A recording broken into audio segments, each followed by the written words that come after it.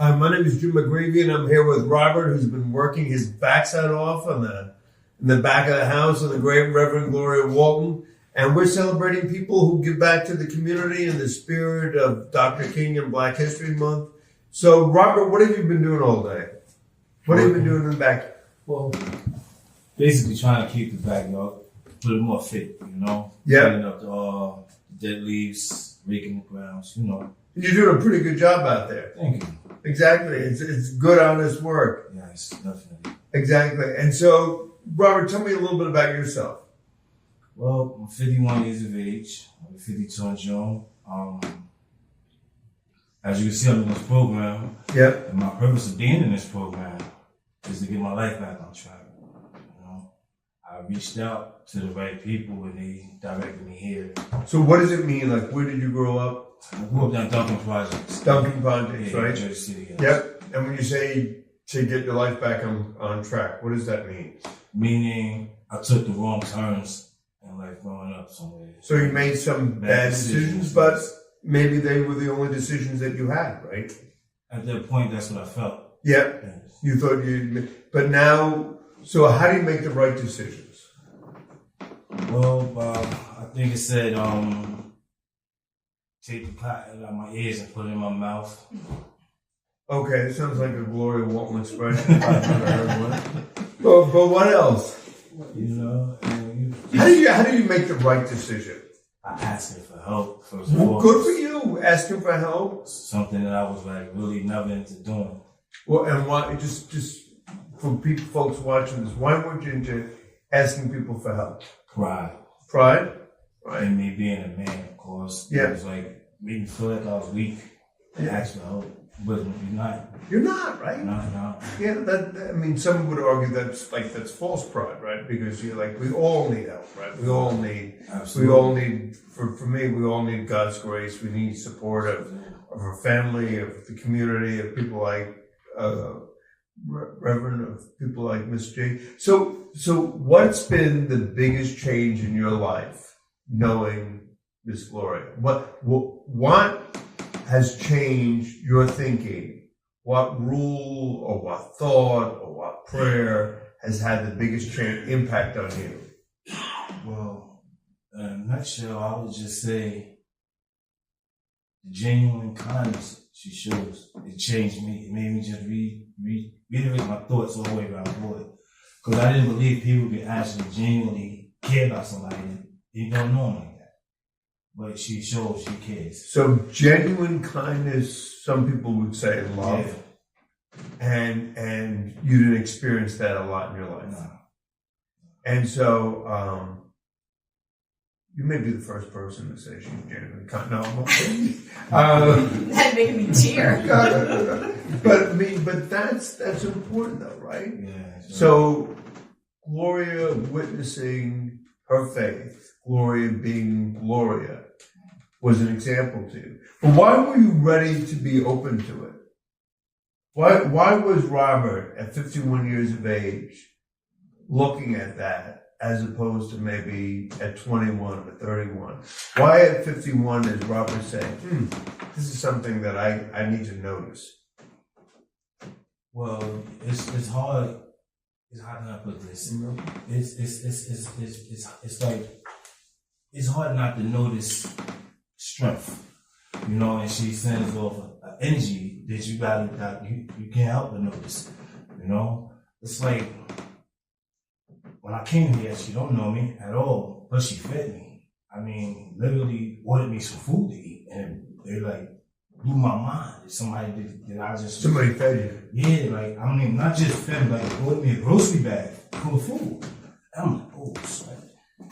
So for folks watching this, what does that mean? So people didn't do that for you growing up, right? No. And this is why I think I chose the life I led. Because when you don't... Because you were fighting to survive. Yes. I never was living. I was only surviving. That was the first thing. I never knew how to live. Here she's actually showing me how to live. And what does that mean when you know how to live? Take gratitude. Be kind. You know, don't take everything. So those are values, right? True values. True values. And so, are you reconsidering your old values? Nah. I mean, are you? I guess let me say it a different way. Are you looking at these values as maybe a way to live, right? Yes. And you're doing that because of Gloria's example. Absolutely. Look, you got this poor woman tearing up. Oh, I'm sorry. It's beautiful. No, Robert. I mean, I'm being sincere as possible because, like I said, and like I always told Brother Jay, the brother right there, like when he took me shot to give me some underclothes. I didn't have any underclothes. He was like, well, is G gonna send me the money? I'm gonna take it. I'm like, wow, G, what's he doing now? So, like, you didn't have any underwear? Nothing. You don't have any undershirts? You don't have underpants? You don't have socks? Nothing. Nothing. So, like, when people come out of prison or people come out of chaos, people come out of jail, you know, I'm just need people to know, not only in terms of the community, but the community at large, that folks don't have anything. You don't always come home with something. And Can you say that again? You don't always come home with something. I came home with nothing. But a prayer and a dream, man. My prayer and my dream was answered when they sent me here to this house. So I had to meet these people. Brother Yusuf, Brother Jay, and Miss Phil. And not because they're standing here, I'm saying it's like this is how I honestly feel, you know. I tell it to them individually, you know what I'm saying? I appreciate everything. I appreciate this house.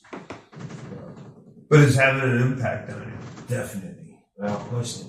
I would at one point you would have never seen me done that. What would you be doing? Something I shouldn't have been doing. That's So here's Robert in the house talking about gratitude and kindness, raking up leaves in the grass. Place looks better than my backyard because Robert's working it. Like, what's up? WTF? What's happened to Robert? Something should have been happening. But what happened to Robert? Growth. What? Growth. Took a long time to grow. But maybe this is the first time you've been exposed to love. It is. Genuine love? Yeah. I can say that. It is. With no strings attached, nothing behind it, no hidden agendas. Yeah, this is the very first time. And what do you say to all those folk out there who say, people don't change? Well, you know, at one point in my life, I always lived by that. Like, people don't change, they just adapt. It's different ways of thinking and doing things. Because I always felt like who you are is who you are. But I'm gonna live an example of that. That's not the truth. Whoa. Because I've dealt with change since I've been here. A lot. I can't say enough that how much I appreciate these people. Even though I might get on someone's nerves once in a while. But we won't be mentioning names. No. We won't even be looking in directions. Exactly. I appreciate them wholeheartedly. So, what does that mean to you as a man to have this kind of? And I love your words. Like, you know, you're talking about adapt as opposed to change. So you just didn't adapt to the house. You changed. I had to, because you're dealing with all different types of personalities. So, you know, you have to Yeah, know but how you to, changed fundamentally. Yeah. You changed in your heart, in your soul.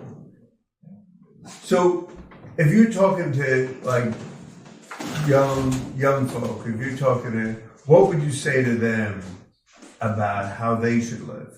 It's more, you get more getting along than getting it on. In those words, I would say to a younger person who understood what I was saying. I said that. Meaning, you will get further in life by just communicating with somebody as opposed to going against that somebody. Yeah. You know? And what is sort of, when you think of great leaders in the community, I mean, you think of Gloria, my dear friend, Senator Cunningham, you think of Dr. Martin Luther King, you think of people who gave to the community. What does Gloria say to you about you as a strong, powerful young man? What does her example say to you? And I mean, I don't know what size up foot is, but with fitting shoes, it's like you gotta go hard in the paint for that. You gotta go real hard, you know. You got to. Like, she has a shoe size that you can. It's not easy. You can just wear her shoes, you know. And if you want to be in her presence, I feel, per se, you know what I'm saying, you have to know how to walk her walk. And that's what I'm trying to do. As long as I'm sending off the right energy, I believe I can walk that walk. Do you think you're a better man, a better person for having been in this house? Yes. A better human being? And believe me, I've been here for about 2 weeks now, man. Yep. About 2 weeks, and in 2 weeks, the transition that I made is like, I lay in the bed myself and like shaking my head, like, just didn't give up on me. Wow, thank you. And you didn't give up on you because you were open to God's grace. Yeah. So I'm just going to ask Gloria a question and go back to you. So Gloria. Oh my God. So I was not expecting any of what he said. And I know we on camera. I should. I got my ugly cry on, like, but he touched my heart. Oh God. I mean, and That's the grace of God. yep. That's it. You know, thank you. Thank you. Thank you. It's no pattern. Yep. You know, it's grace.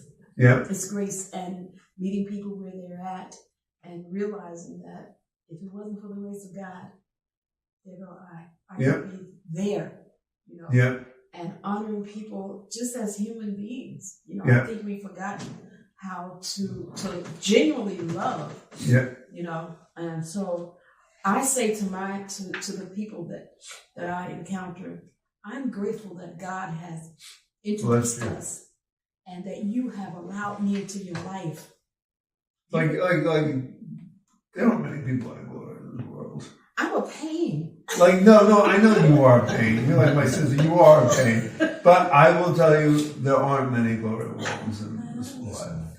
There are, like, how many people, Robert, with all your nonsense, Jim, with all my nonsense, and Gloria's like, I'm glad God brought you into my life. I'm like, WTF, like, leave God alone. But but she means this, right? Yeah. So like, hello? Like I feel like I'm like, you know, she's a saint in Jersey City. Like, Stop saying that. No. I can't live up to that. Do No, not say all that. right, but you're doing a lot better than Robert and me. Robert, right? Yes. Yes. But so, you know, Robert said something really, I think, profound. That he moved from adapting to change. And it was your kindness and your love that gave him an opportunity to be that. So, and well, we go way back and go Yeah. go back to the beginnings of 398 MLK, like 10 years ago. But you're still, I mean, you are as genuine and as authentic and as loving. Like, it sounds like, how do you do it? In all honesty, and I mean, this is no cliche, it's not pretentious. I genuinely want to live a life as he described, loving people. From a personal perspective, I've had people in my family. I know what it is, Jim, to be hungry. Yeah. I know what it is to have a loved one incarcerated. I know what trauma is like. You know? Yeah. And I also understand that because of a lack of resources, which is love and forgiveness and reconciliation, that is just, the jail is a revolving door. Mental health in our community is at a loss because we overlook something. This is so precious, you know, and they are kind of, to hear him say, and let me back up. When he said that I sent him food, yeah, so I use Instacart, and when the guys come, I order food specific to that individual. It's costly, but for the first time, I hear him say how important that was. Yeah. It sent a personal message. God is personal. It's about having a personal relationship. And, the mantra here is miracles will happen. Yep. I believe it.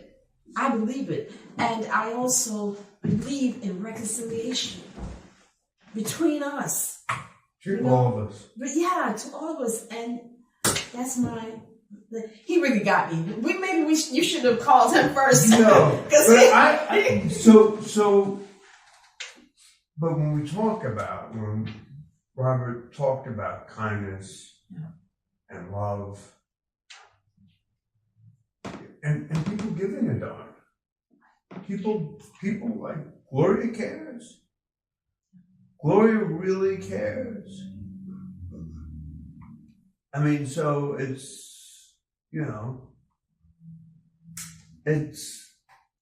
that speaks to your heart, right? It speaks to my heart. It speaks to every heart she touched, right? So it's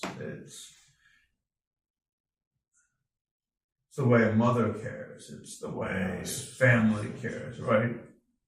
It may not be, as fancy as blah, blah, blah, but it's true, right? It's authentic.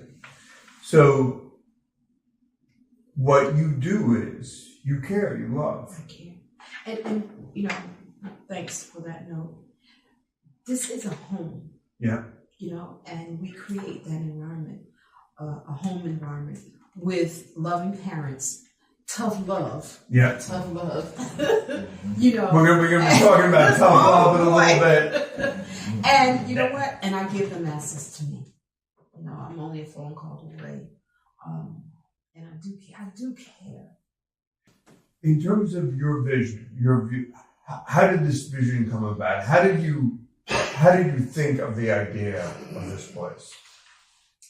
Of housing? Like I remember when we were on Most Excellent Way, right on MLK. Where did that idea come from? Well, I actually started years ago on Monticello. Yep. And as a social worker, having to have children remain in foster care far longer than they needed to because their parents couldn't afford the housing, couldn't find the housing, which was, of course, related to employment, substance abuse, and, all of those social ills that they could not, that there was no resources for. And my thought was, if I provided housing with services that could empower them to present to the family court, particularly because family reunification is like my pet peeve. Yeah. Then we stand a better chance. But wasn't it also just as simple as giving folks a home? Yes, a home. Isn't it? But like sometimes versus a program. Yep. And just so like you feel like you're at home. Mm-hmm. You feel like you've got breakfast, you've got lunch, you've got a bed. You got people who care about you. You've got people that can share with you. So, right? Doesn't that change your sense of belonging? And one of the big things that we struggle with is people being in isolation, people being by themselves in a single room occupancy, looking at 4 square white walls. Yeah. And here instead you have a family of sorts, right? Exactly. And what does that do? That gives you a sense of belonging. That gives you a sense of identity. So your vision, in a sense, going back to Monticello even before MLK, was to provide a home. Absolutely. And so the notion of a family, as I get older, I think that, the more complicated people make it, the more simple it is. It's giving people a family. A family doesn't have to be your biological family. A family can be a construct of people who love and care about you and have expectations. I know Gloria. I said Gloria in her last life was an Irish nun. She is tough. Excuse me. She is tough. I think too. You spoke on it. It's love, but it's like that motherly kind of love. Yeah. That is so well received. Yeah. It's expectations. Absolutely. Yeah.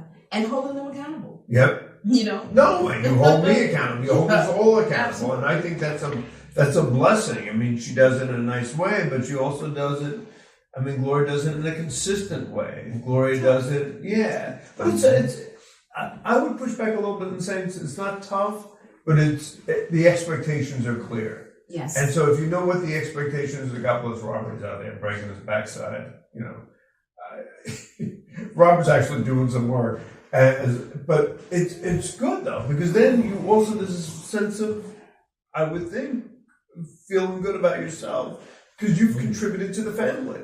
You've contributed to the house. You've contributed to the physical upkeep, you know, and that's, so I mean, part of the family. And so that family, that love transforms lives. So when you look at Robert, or you look at some of the other men and women that we've worked with, part of it is, I believe, and the frustrating thing for me is we spend so much money keeping people locked up behind the wall in prison, but there's no love in prison. I mean, it's survival in prison. It's avoiding a shank in prison. And I'm not, some crazy do-gooder.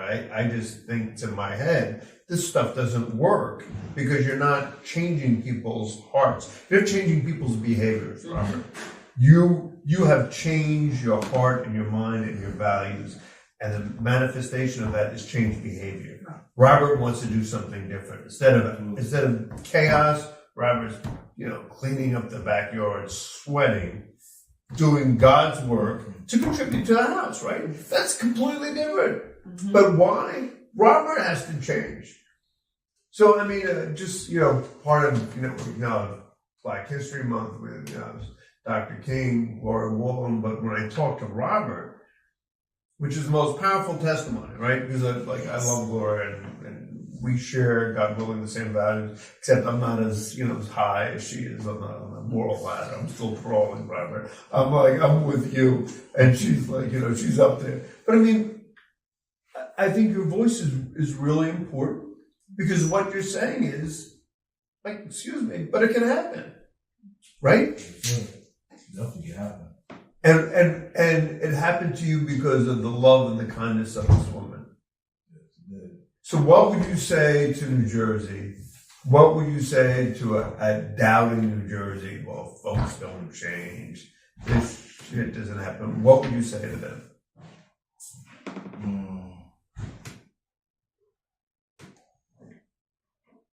Honestly, just reach out. Call Miss G, and she's a prime example of it. She can help show you just how. So, and what would you say to people about prison and jail and all of that? Time to give it up. It's over. I mean, it's a better way of doing it. I was a role model to the wrong type of people doing the wrong thing. So now I'm hoping you would just follow my way down. Drop all that stuff. Do right by your babies, your family, by yourself. God start with you first. And how's your relationship with your higher power, with your God? We communicate more now. I know that's really important, Yeah. Mr. J. We really communicate. And why is that so important to you? In terms of your relationship with however you understand your higher power.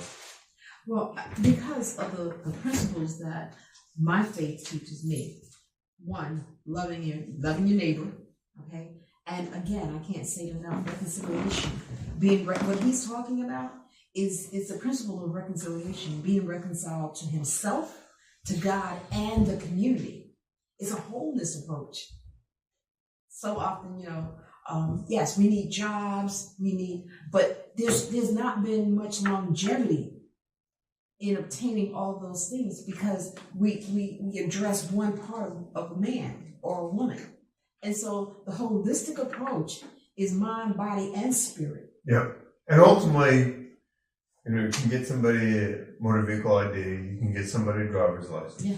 You can get somebody SNAP and general assistance and rental assistance and vocational training and a job. But until Robert has made the fundamental change, it won't last. It won't even go into play if you're not really want to put the footwork in. You can ask for it, but if you're not sincere about it, you're not going to receive it. I asked brother last night, and I said, who did you ask? Brother Yusuf. I said, what you do? You mean Yusuf of Yusuf fame? Like we all know Yusuf. I asked him last night, I said, did you think Miss McLeod want me to put my own footwork in to get my, he was like, what did she say to you? I said, she said, wait until he said, then that's what you do. She don't call, she don't throw curveballs, she's direct on it. Yeah. So she said, wait, that's what you do. Why you ask that? I said, because I'm thinking she probably want me to show initiative. He said, no, relax. Follow instructions. Follow instructions. That's exactly what he said. Yeah. So, you know, and at one point I wouldn't have even questioned that. Because I wouldn't have cared. Yeah. You know? But now you care. Yes. Now you want to follow instructions. Now you want to do the right thing. Yes. Robert, you're a virtuous man. Yes. You're a good man. Try to be now. And how do you feel about yourself? It's not always easy being good, right? You have to swallow a lot. You have to take a lot, endure a lot. Things that you normally wouldn't, you have to, you know? Because it's not about your ego anymore, It's right? not. It's not. It's about, you know, for me, following a higher power, doing the next right thing. So, Robert, thank you. Thank you. Thank you for cleaning up the backyard. God bless. Angel, thanks so much for being here. It's been a while. Like what? 6 years? 6, 7 years? Well, last time we were together, you were graduating. In construction. Yep. So, and we're here with Miss G, and just tell me a sense of where you're at and what you're doing and why this is a different place. Right now, I'm at a good place for myself. Like, you know, the experience that I had just recently when I came here, you know, it made me really realize like a lot of things, even though it was 3 months, but when 3 months felt longer than any other time I ever did in my life. Why do they feel so long? I don't know, because like, I think I'm getting older, and like, I'm not as young as I'm getting, or I'm not getting any younger. So I used to think about like a lot of the stuff, like I was ignorant myself. Like I didn't want to hear anything, listen to anybody. I just wanted to do what I wanted to do all the time. So take constructive criticism from people and listen to what they got to say. You know, when I got here recently, you know, I got a little trouble in the beginning. She called and she spoke to me about, hey, listen, you're slipping, blah, blah, blah. So she talked to me, you know, and I felt good about that. Like, somebody reaching out to me as fast as she did, you know, like letting me know that I'm messing up and instantly, right? Yeah, absolutely. I felt good about that. I feel like I want to say like a house mother, like, you know, like something like that, like for people in here, like even though because it's diverse, different people, you know, diversity in here, so it's good that she be on top of people like that. Cause it felt good for me because I don't usually have people being on top of me like that because I don't got too many people in my life. So it's like when she did that, it made me feel good, like that somebody really was concerned about me, not like. And speaking to you honestly, right? Mm-hmm. Absolutely. And so, like, my pitch is, you know, whether it's a family or a home, but those structures are important. If you treat people like that and hold people accountable, you'll be a better person. Absolutely. And I can be where I need to be in life. Yeah. Do you feel like you're better because of Miss Gloria and Miss G holding you accountable and responsible? Absolutely. You know, it's always people need people on top of them. I don't care what anybody says. In a healthy way, in a good way. In a healthy way, absolutely. And without that, like some people feel lost. They feel like some people they get depressed. They like nobody cares about me or nobody's concerned about me. So it's actually better that somebody's asking you to be accountable. You feel like you're engaged with the world. It's better than somebody telling you what to do, when to eat, when to use the bathroom, when to shower. So what's the difference between somebody telling you what to do and somebody saying what I need to do? What you need to? What's the difference in that? Well, the difference is like somebody's like for me, honestly, somebody's telling me like what I feel as though like I take it like when I was younger, my mother like because she was aggressive, you know, she was very abusive and stuff like that. So you know, it's like that's how I feel. Like somebody's down talking me, like they better than me, you know. So like somebody that's talking to you like concern, genuine concern, like even though you don't know me from only from the ages, from here to there, but she's on point. She's on people. But that's the difference between prison is do this, wash, go eat, go do this, And you have control over nothing, right? Absolutely. So, I mean, the whole psychology of prisons is somebody telling you what to do. You have no freedom. And so people who are critical of people in prisons will say they lost that. Mhm. But the point is, what you really want to do is re-educate people so that they make the right decisions. Mhm. And ironically, prison people just telling you what to do all the time. Do you learn to make the right decisions? Well, not so maybe not.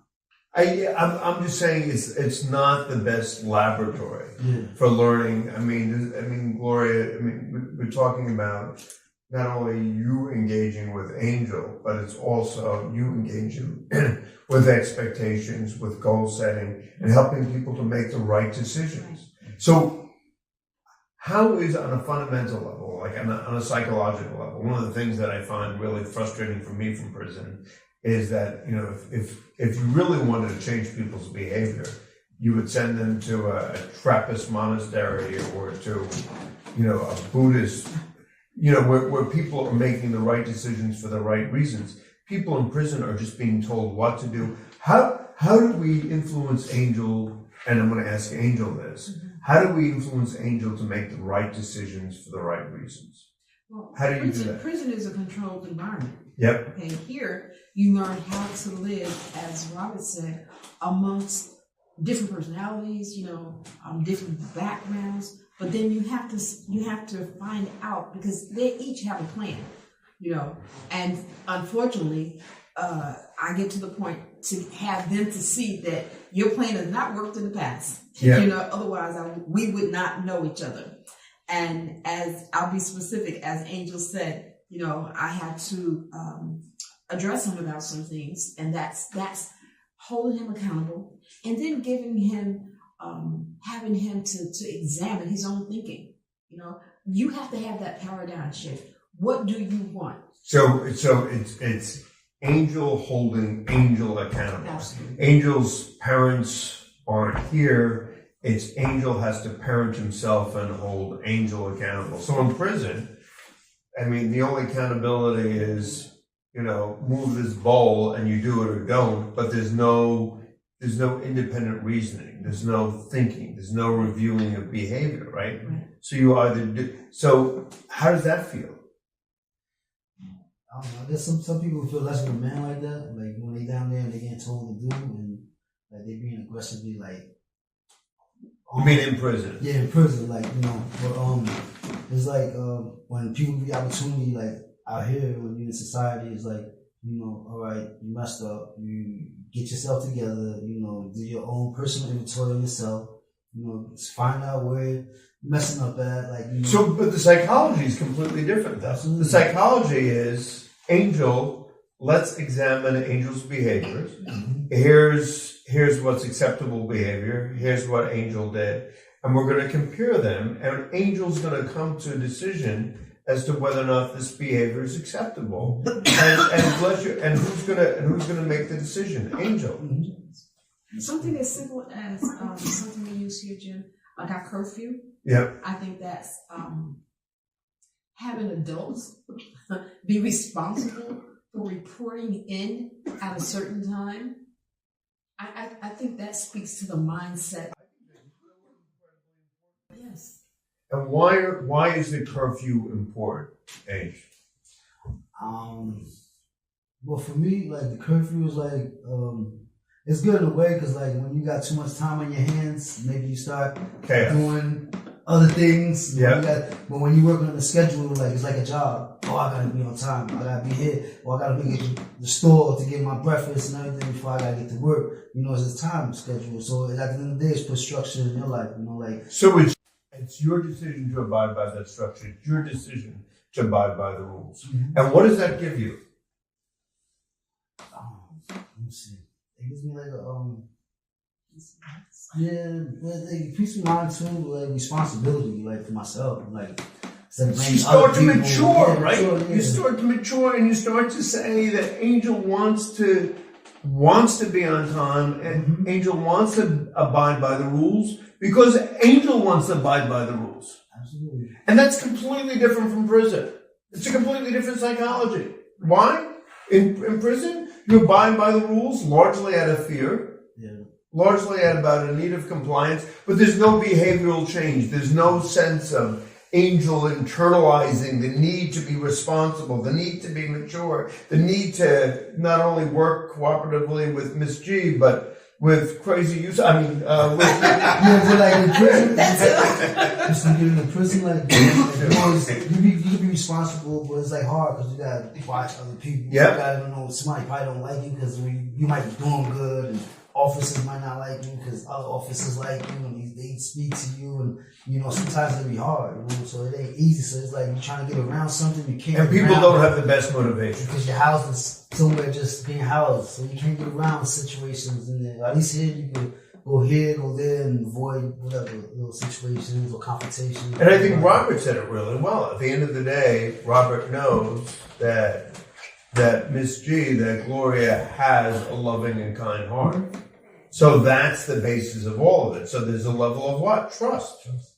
There's a level of trust, there's a level of comfort. So to me, it's fundamentally different, right? Because in prison, it's about survival, it's about violence on top of violence, and making strategic decisions that you have to stay with, not who's doing the right thing, but in many cases, who's the strongest, right? It's not a moral decision. It's a survival decision. It's a completely different ethos. Am I right? So it's only the strong survive, right? But no, is what I'm saying, does that make sense? Yeah, it makes sense, absolutely.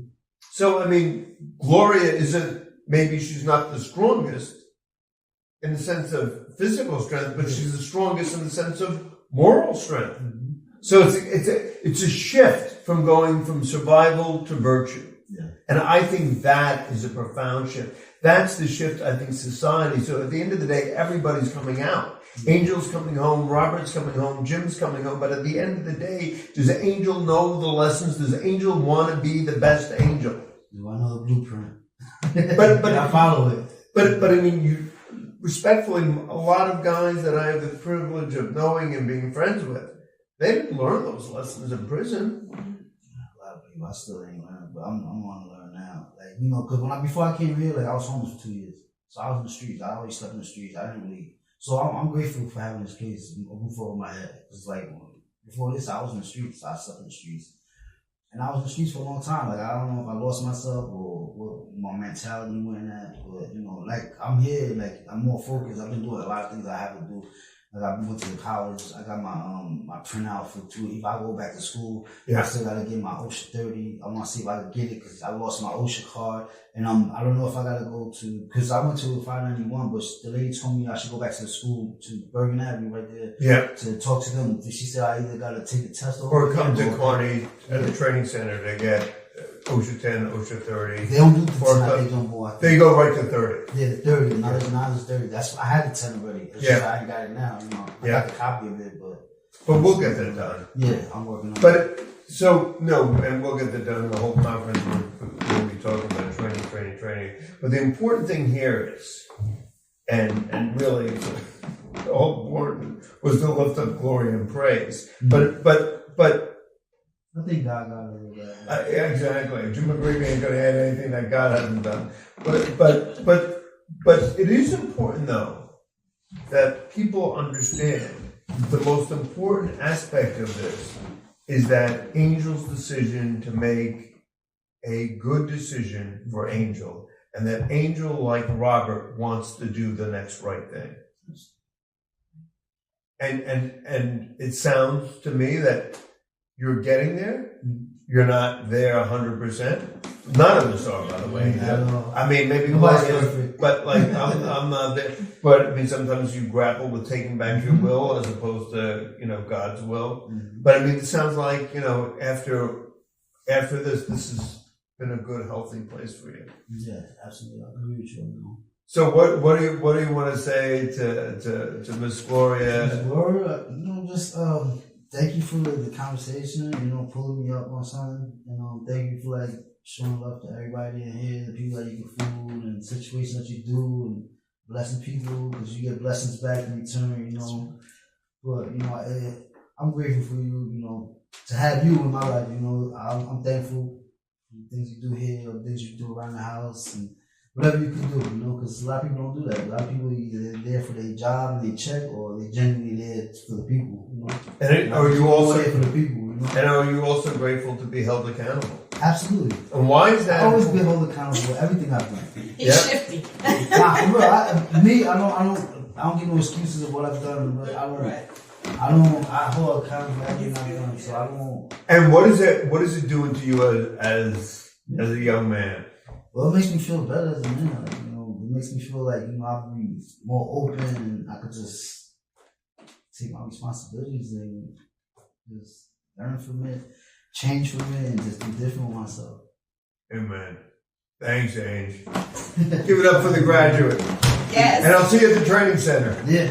Yusef, thank you so much for taking the time. And I just appreciate you being in the program. I appreciate all that you're doing, Miss Gloria. Yes. So, can you just talk a little bit about your journey? Okay. I grew up in Montgomery Projects. Yep. Miss Gloria. When I was much younger, but grew up in Montgomery Projects. Down there, I played basketball. And, went to Ferris High School. After that, I went to Essex County College. Yep. In Newark. Yep. You know what I'm saying? Where I played basketball at. Yep. Then I began to start hanging out, you know what I'm saying, with some of the players who was doing other things other than playing basketball. And I don't blame them for me. I made the decision to hang out with them. Yep. Before you know it, you know what I'm saying, I started using drugs, Yep. doing armed robberies. And it went from there. Yep. You know what I mean? Still tried to play basketball, but at the end of the day, I was involved in using narcotics. You know what I mean? And before you know it, I went from Essex County College to Rawway State Penitentiary. What was Rawway like? Well, it was rough. I mean, it was rough, but at the end of the day, you know what I'm saying, I had to adapt. And I had to deal. Robert talked about that. Yeah, and I had to deal with the situation, but what I did. And my dear friend Calvin Bass was there. Calvin Bass, Calvin ran the Lifers group. Yeah, and him and Harvey George. Yep. Yeah, Yep. I was down there with Harvey George. Yep. Yeah. So explain to folks, what is it like to be in prison? Well, for me, Yes. it was a decision that I made, you know, saying that what I wasn't going to do and what I was going to do. What I decided to do is get around all the brothers with wisdom. Yeah. And all the spiritual brothers. Yeah. And I got with them and they taught me a whole lot. So like you made the decision to go with the good guys, Yeah. right? But around the good guys, there's a lot of violence. Still drug selling. Drug selling, there's violence. Yeah. There's, Yeah. So how do you go from Essex to all the, to the decisions you made, to saying, why did you wake up one day and say, look, I got to be around the good guys? What was that about? It was before that. I went to, they have a place where, when I came from California Avenue jail to go down to prison, they had a place that you have to stop by and they'll tell you where your permanent spot is going to be. So they sent me to Annandale. Yep. When they sent me to Annandale, they put me in lockup for like 11 days. I didn't know why. You know what I mean? I see my friends there. I'm ready to get with them and see how things are going. But they kept me in lockup for 11 days and sent me back to the unit, you know what I'm saying? And then they put me another place, which was Rawway. And I asked them, why am I going to Rawway? But they never told me that. I found out later. Why did you make the decision to go with the spiritual guys? Because I understood, you know what I'm saying, that I was going to be able to survive. You know, and I understood that I had to put my mind at a high level, other than just doing the things that I've done, you know what I mean, and was not successful in it at all. When I went to prison, my mother passed away about 3 years ago. When I went to prison, my mother, what she did, she never wrote me a letter. She never, you know what I'm saying, accepted my phone calls. She never did any of that, you know what I'm saying? But that taught me, you know what I'm saying, that I can endure. Was she angry? She was angry. She was angry, but I knew what she was doing after a while when I began to learn. Because every mother knows all their children. Now my brother, you know what I'm saying, as soon as he got locked up, she came and got him immediately. So why did she have a different reaction between you and your brother? Well, I didn't know that then, but when I began to study, I knew that because she understand, you know what I mean? She understood that our mindsets was different. I can handle certain things that he couldn't. And she needed you to change. And she needed me to change, you know what I'm saying? And she didn't want to participate in me being in prison. You're nonsense. And no way, no food, no phone calls, no nothing. Sounds a little tough. Yeah, a little tough, you know what I'm saying? But I understood it after a while. Because I asked her that. What's the difference between me and him? Why didn't you go get him? As soon as he got locked up, you got him out the same day. But when it came down to me, nothing. At that time, I'm young still, 26 years old. I didn't understand that. Sure. Yeah, I don't understand. I don't think I would. If he's your son, I'm your son too. What's the problem? You know what I mean? But when I began to grow mentally, I knew and I understood. And so when you hung around with the good guys, what lessons did they teach you? Well, one of the guys, he was there when I got there. He was there already 17 years. You know what I mean? And I met him, you know what I'm saying, in Juma prayer. Yep. Yeah. And you know what I'm saying? And I watched him for a while before I even had any conversation with him because I was taught, you know what I'm saying, how to measure circumference. Yep. Now, anybody in your area, before you start dealing with them, you need to know who what they it's are, about, what what they're about. You know what I mean? So anybody can fake, you know what I'm saying, and pass. Because you got brothers that go to spiritual meetings and they still passing off things. I watched it, I seen it. You know what I mean? And they not there, you know what I'm saying, for God himself. They didn't do what they do. But then you got some brothers in there that was genuine about it. And you knew the difference. And what did you learn from them? I learned that there's nobody, you know what I'm saying, gonna save you but you. And what I mean by that, I'm not talking about God, of course God, but you have to be an active participant. You have to be willing. You've got to be willing to submit, you know what I mean, to the truth. Especially about yourself. You know what I mean? Nobody made me do armed robberies. Nobody forced me to use You can heroin. make an argument. No, but you can make an argument that you didn't have a heck of a lot of options in your life. Yeah, I can make that argument, but what's helpful to you though Yeah. is helpful to you is to understand, to empower you to make your next right decision. We've got to make the community better, but we also have to make Yusef stronger to make the right decisions, the healthy decisions for his life. When it was my time to leave Roy, the guy I was telling you about, he said something to me, but he said to me, one thing I want you to remember, Brother Yusef, he said, you have to learn how to handle rejection. Out of all the things that he was going to tell me, I never thought that he would be telling me that. But I ran into it when I got out. Rejection on jobs. Rejection on jobs. Benefits. So I went to the building that Janet Zuski used to work at. Yep. When he was the county executive. I went there, and the guy that was running the job program, I went upstairs and asked him about a job, but he was talking to me like I was nobody. So I told him, I said, I'm coming out of prison, you know what I'm saying, but I'm still a man. Amen. I don't want you talking to me like that. You know what I'm saying? So he was like, oh, I said, I want to see the county executive. And I said, I don't want to see second in command. I want to see him because, you know what I'm saying, I'm a citizen in Jersey City. Why can't I? Yeah. So when I asked to do that, he allowed me to speak to him. You know what I'm saying? I talked to him, and me and him gathered a friendship. You know what I mean? And Glenn Cunningham, may God peace and blessings be upon him. Yeah. Him and his wife used to take me to all the Votech schools so I could speak to the people. Yeah. And so Glenn Cunningham. And Glenn started the first second chance program, which is how we all started. Yes. Where we're all branches of that trunk. Yeah. I was there. So Glenn took me to the youth house to speak to the young people. He was amazing. You know what I mean? And he said he wanted to bring Mr. Januszewski the next day. And he brought Januszewski the next day. And after the janitors we seen me talk to the young people, he said, I'm hiring you tomorrow at the youth house. And that's where I started at the youth house. And then he left me there for almost 2.5 years. And he said, I want the older people to see you. So he made me a social worker in Kearney jail. Yeah. Yeah.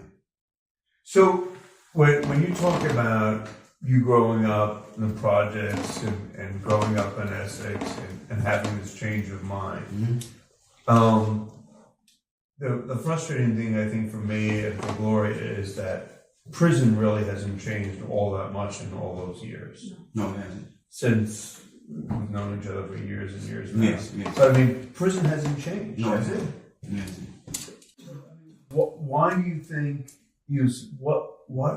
why do you think America, why do you think we keep doing the same thing? And I've been in prisons all over this nation. I go on vacation and I drag my poor daughter to go to a prison or a jail. But why do we keep doing the same thing that fails? When I found out that the physical incarceration is not the incarceration that we need to be looking at. It's the mental, psychological incarceration locked into a certain mind state that you can't get free from. But I would make the argument that by doing what we do, it just fosters that. By locking people in prison, telling them what to do, when to do it, not giving them the ability to make their own decisions, not giving them the ability to change their heart, to change their soul, to do new behaviors. That just keeps them locked in that frame of reference. Mm-hmm. It's only when Yusuf or Gloria or Jim or Robert or Angel can examine, am I making the right decisions? That's what's empowering. Yeah, that's what's empowering. That's the psychology of empowerment, right? Mm-hmm. And prison isn't about empowerment. No, it's not. But I mean, you were empowered to hang out with the good folks. I'm not sure I would have done that. I would have been more interested in survival. Mm-hmm. I think the argument, and I'm sure that it's been proven, that incarceration actually causes a traumatic brain damage. Given the way not that, as you said, prison now is not that much different than when they initially came up with the scheme. But the studies of what happens. Yeah, very few people come out of prison better, stronger, more virtuous. And so we have to start somewhere, Jim. Yeah. You know, in our community, the African American, the Black and Brown community, you know, the disproportionate number of our people that's been incarcerated, both locally and in prison. Yeah. Actually, where I started from, I was a social worker, investigator, and I went to Broadway State Prison, where I worked with the lifers. Yeah. I became their feet while they were incarcerated, and I got a better understanding of how incarceration not only affects that inmate, but the family as well as the community. Yeah.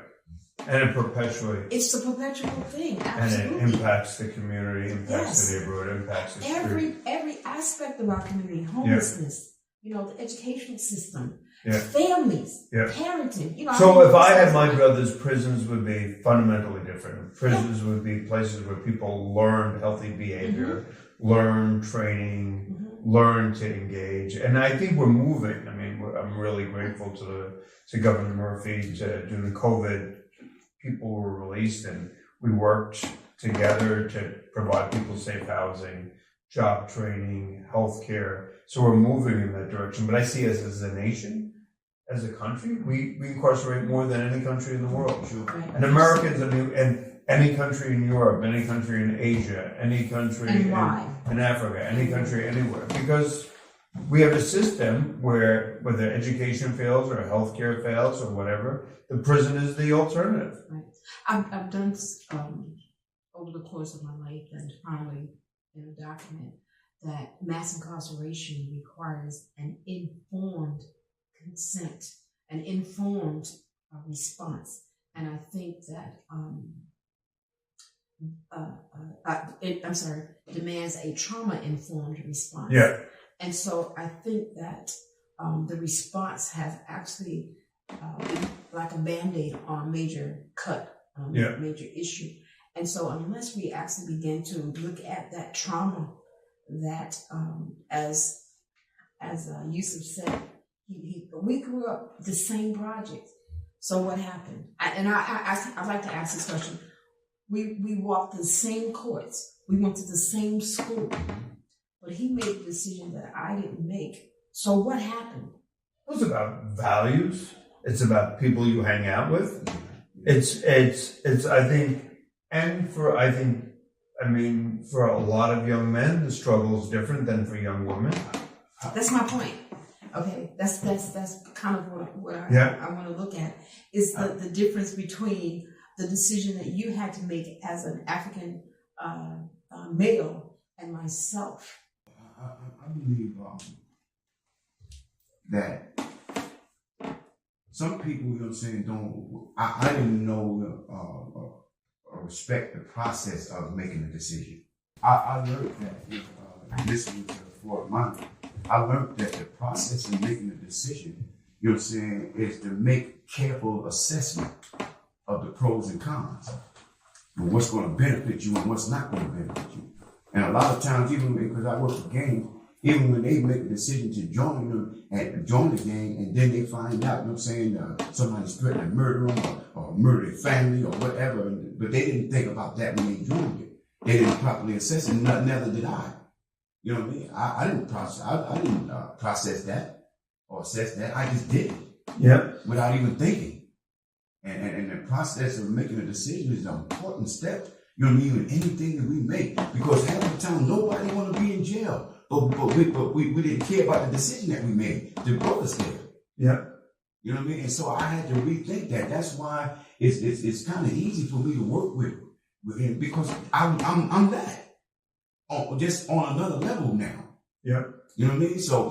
But you're aware though, you're aware of making decisions. You're aware of how decisions are being made. Yes. And I see a lot of young guys and gals not being aware. Not aware of that. So how did you learn to be aware of how to make decisions? I learned how to be aware, how to make decisions by when you don't want something to happen to you, then you want to avoid that at all costs. And you want to properly assess and say, what can happen to me if I do that? Yep. So understand the consequences. So you gotta understand the consequences. So many people I'm telling you, they got a murderous tier in Kearney. Yep. You know what I mean? And like I said, I do contracts now. I've been contracted with the Board of Education for like 10 years. You know what I mean? And being in jail, you ask them, I just don't want to be in here. I just don't want to do this. But yet and still, they not looking at the decision that they made that brought that consequence. Yep. And you have to do that. You have to. And I never wanted to go to prison again. It's been almost 35 years now since I've been out. You know what I mean? And I've been going through problems and situations and things like that, but there is nothing. But now you're a role model. I mean, you're a source of help. You're a source of inspiration, particularly with the young guys. Yeah.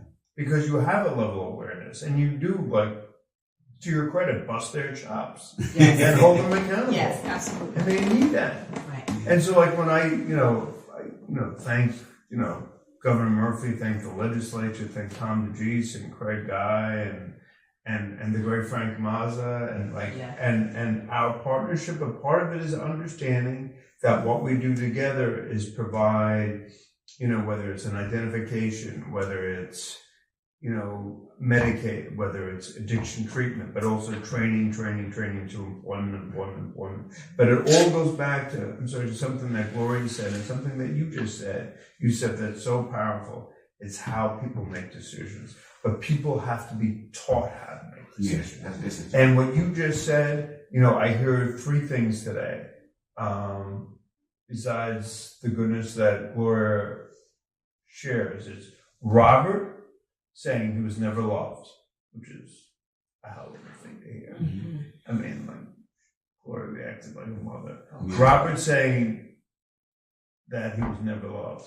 Then I hear Angel saying in this place that now this is the first time Angel is making the decision for Angel, right? So Angel isn't doing it because some CO is telling him to do it or some superintendent to do it in prison. But then I hear, so it's Robert is being loved, Angel realizes it's Angel's decision, but Yusef is saying you have to learn how to make the right decision, right? So that comes with wisdom, that comes with grace, that comes with experience, that comes with love, that comes with empowerment, that comes with time.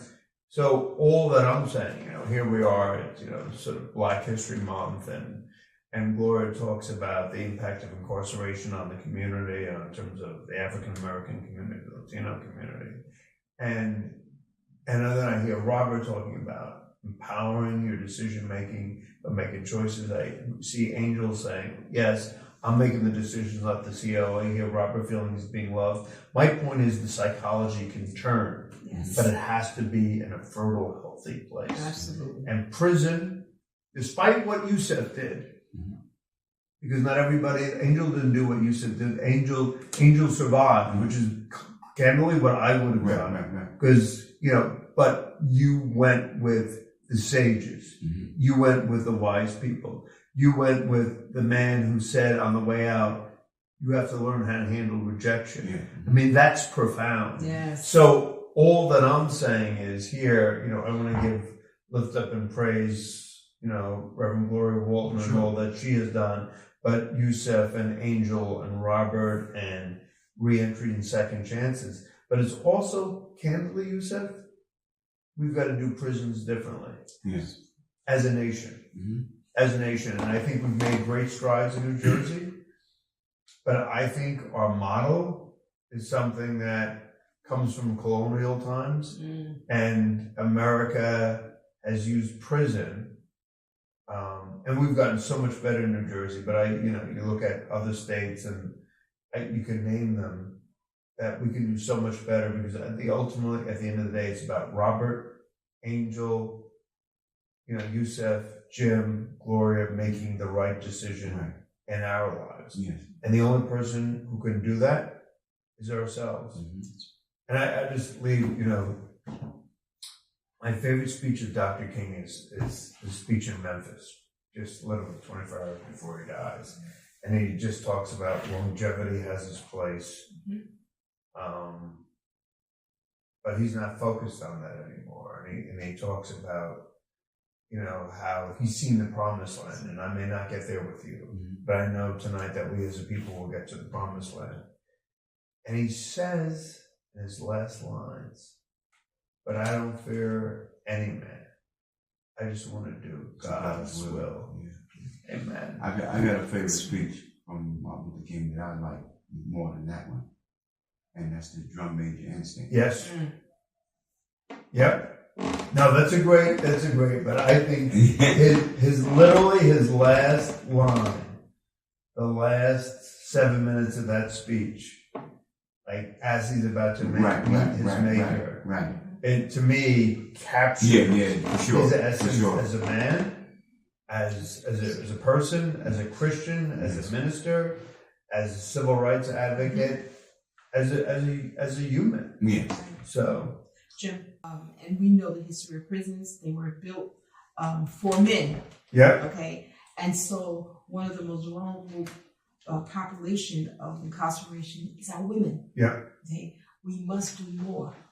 For our women. I just wanted to, that's another conversation. No, it's an important conversation. We dare not close out No. without me talking about the women that are still in need, because you incarcerate a mother, and you have a complete family incarcerated, children incarcerated. And so much more needs to be done in terms of providing services for women, and for God's sake, housing. Yeah. Housing. You heard Angel say that he was homeless For 2 years. For 2 years. What a mind, what potential. Yeah. Okay. And so we must do more in the area of housing. Yeah. Okay. And I want to say thank you for bringing up the women, because it's your leadership on the Women's Project and in Mahan. And I also want to give a shout out to the commissioner, to Victoria Kuhn, who's working, and Dr. Gloria Bachman and Constance and the team, but you're right. And prisons have been designed by men for men, and there's a real need to do more Yeah. for women. Absolutely. So, And I'm doing it.